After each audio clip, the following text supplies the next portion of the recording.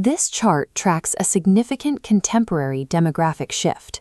The descending line represents the decline of formal institutional religious affiliation. The rising line reveals the growth of a population identifying as spiritual but not religious, the nones. For many, the rejection of traditional dogma does not signal an embrace of materialist atheism. There remains a persistent desire for collective effervescence, community, and existential meaning. Historical attempts to fill this void through engineered secular religions often lacked staying power. Auguste Comte's Religion of Humanity attempted to replace deity worship with the veneration of human progress, but failed to sustain engagement because it offered little more than a rigid mimicry of Catholic hierarchy.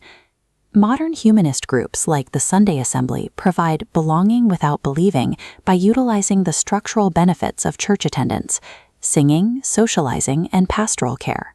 However, they stop short of providing a cohesive narrative to answer deeper questions of human destiny. The modern crisis of meaning stems from this missing architecture. Society has largely discarded unempirical supernaturalism, yet it has failed to establish a scientifically rigorous narrative that defines our purpose. The way of POE, the philosophy of existence, proposes a structured alternative to both materialist nihilism and supernatural dogma.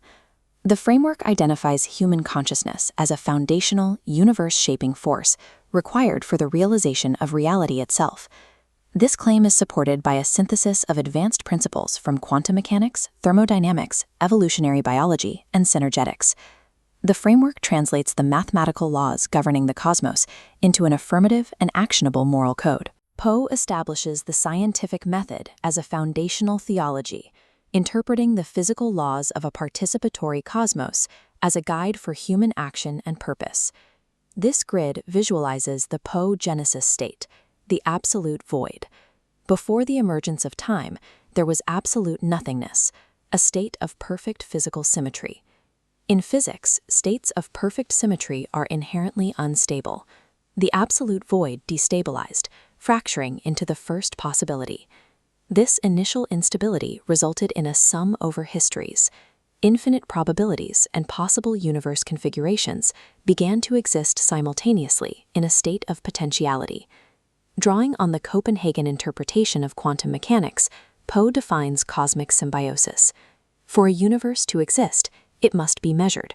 For consciousness to exist, it requires a physical universe. The emergence of a conscious observer collapsed the universal wavefunction. This first observation broke symmetry, expanding spacetime and turning probability into reality. This observer effect explains the fine-tuning of physical constants. The universe appears calibrated for life because it is the specific history that allowed an observer to emerge and retroactively bring this specific, life-permitting universe into actuality. Under this framework, the act of observation is a requirement for existence. Without the conscious observer, the stars remain unrealized probabilities, and the universe effectively ceases to exist. Early biological life reflects this cosmic drive.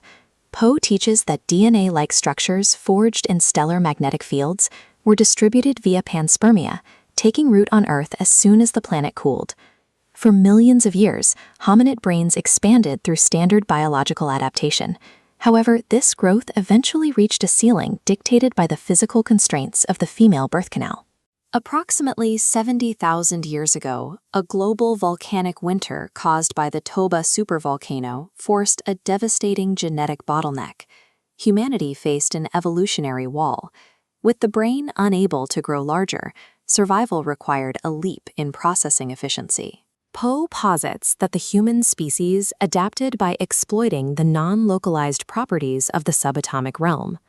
Ions crossing synaptic clefts became quantumly entangled, utilizing microtubule vibrations to facilitate non-localized quantum processing.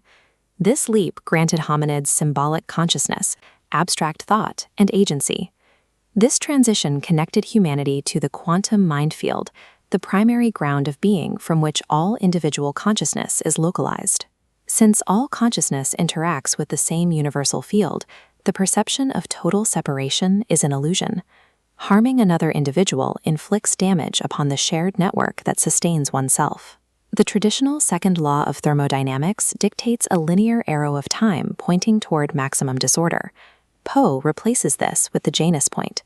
Here, time is symmetric, flowing in two directions from a central node, driving the formation of complex, organized subsystems along both trajectories. This symmetric universe reveals two opposing forces locked in a constant dance of creation and dissolution, entropy and synergy. Entropy is the physical tendency toward disorder and decay.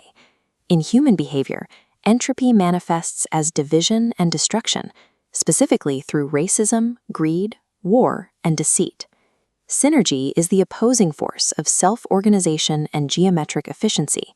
It occurs when the whole becomes greater than the sum of its parts, a concept pioneered by Buckminster Fuller in his study of synergetics.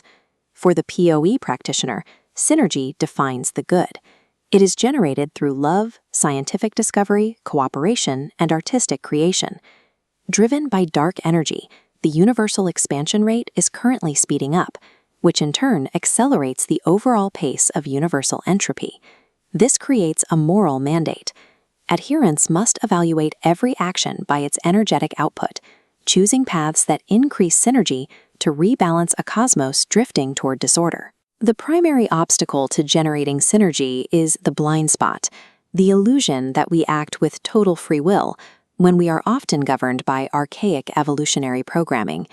Historically, survival depended on the brain's archaic structures, the R complex and the limbic system. These manage territoriality, aggression, and tribal bonding. These structures execute fixed action patterns, automatic scripts driving status driving and outgroup hostility, forming the root of systemic societal evils. We remain biological puppets of these instinctual scripts until we cultivate the self-awareness necessary to observe them. The highest duty of a practitioner is neurobiological mastery.